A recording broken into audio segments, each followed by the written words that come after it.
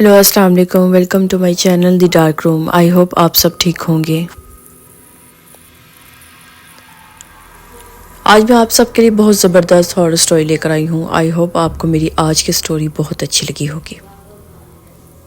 Story start करने से पहले मैं अल्लाह ताला से दुआ करती हूँ कि वो हमें हर शर, हर साया, हर नापाक रूह, हर बदनीयत और हर छुपी हुई आजमाइश से महफूज रखे। आमीन सुम आमीन। आज की स्टोरी स्टार्ट करने से पहले मैं आप लोगों से एक छोटी सी रिक्वेस्ट करूंगी। प्लीज़ पहले मेरे चैनल को सब्सक्राइब कर दें, क्योंकि मुझे आप लोगों की सपोर्ट की बहुत ज़्यादा ज़रूरत है। चलिए आए आज की अपनी स्टोरी स्टार्ट करते हैं। कहते हैं कुछ जगह सिर्फ ईंट, पत्थर और लकड़ी से नहीं बनती। कुछ जगह किसी के आखिरी डर, आखिरी चीख और आखिरी सांस से बनती है। कामनी कॉटेज भी ऐसी ही एक जगह थी। ये कॉटेज शहर से तकरीबन 50 किलोमीटर दूर एक सुनसान पहाड़ी इलाके में वाक़या था। ना आसपास कोई घर, ना मोबाइल नेटवर्क, ना ही रात के वक्त किसी गाड़ी की आवाज़। दिन में ये कॉटेज एक आम पुराना बंगला लगता था। सफ़ेद मगर उखड़ी हुई दीवारें, लोहे की जंग आलूद खिड़कियां और एक बड़ा सा दरवाज़ा जो हमेशा आधा खुला रहता था। लेकिन रात में ये जगह जिंदा हो जाती थी। कामनी एक आम सी लड़की थी, ना बहुत ज़्यादा खूबसूरत, ना बहुत बदसूरत, खामोश, कम बोलने वाली और आंखों में हमेशा एक अजीब सी उदासी। लोग कहते थे वो यतीम थी, कुछ कहते थे इसका कोई माजी नहीं, और कुछ ये भी कहते थे कि वो खुद कामनी कॉटेज का हिस्सा थी। कामनी शहर में एक लाइब्रेरी में काम करती थी। कभी किसी से ज़्यादा बात नहीं करती, ना किसी से दोस्ती, ना किसी से दुश्मनी। मगर शाम होते ही वो हमेशा एक ही सिमट जाती, पहाड़ी रास्ते की तरफ। लोगों ने कई बार पूछा, इतनी दूर क्यों जाती हो? वो सिर्फ मुस्कुराकर कहती, मेरा घर है वहां। कामनी कॉटेज पिछले 23 साल से खाली पड़ा था। कम से कम सरकारी कागजात में तो यही लिखा था। कहा जाता था कि यहाँ एक खानदान रहता था, शौहर, बीवी और एक बेटी।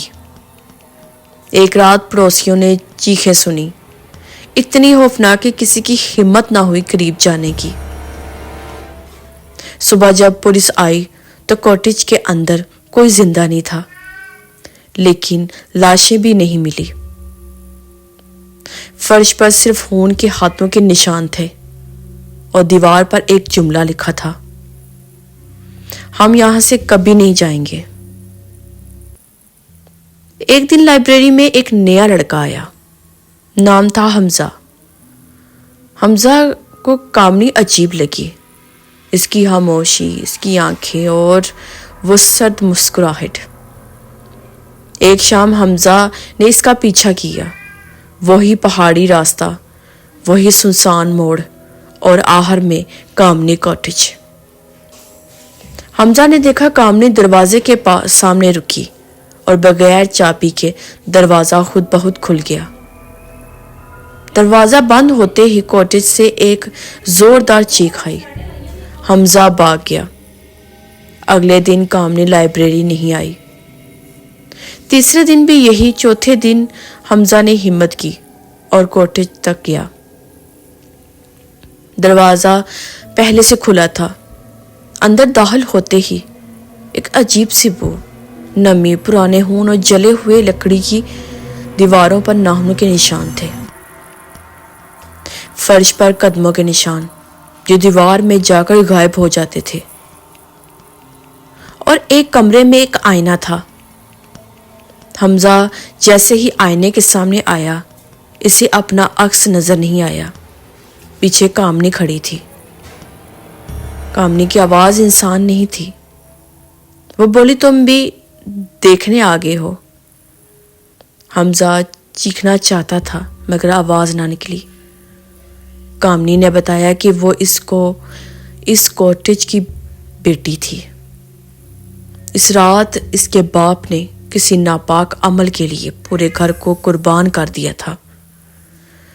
ماں پہلے ماری گئی، پھر باپ نے خود کو اور آخر میں کامنی، لیکن رسم ادھوری رہ گئی اور کامنی وہیں قید ہوگی۔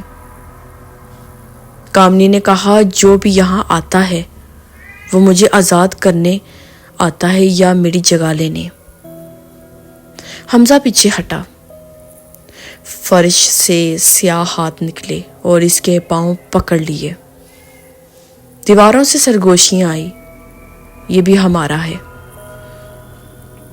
اگلے دن پہاڑی راستے پر ایک نیا چہرہ دکھائی دیا، ایک خاموش لڑکی اور اداس آنکھیں اور ہلکی سی مسکراہٹ۔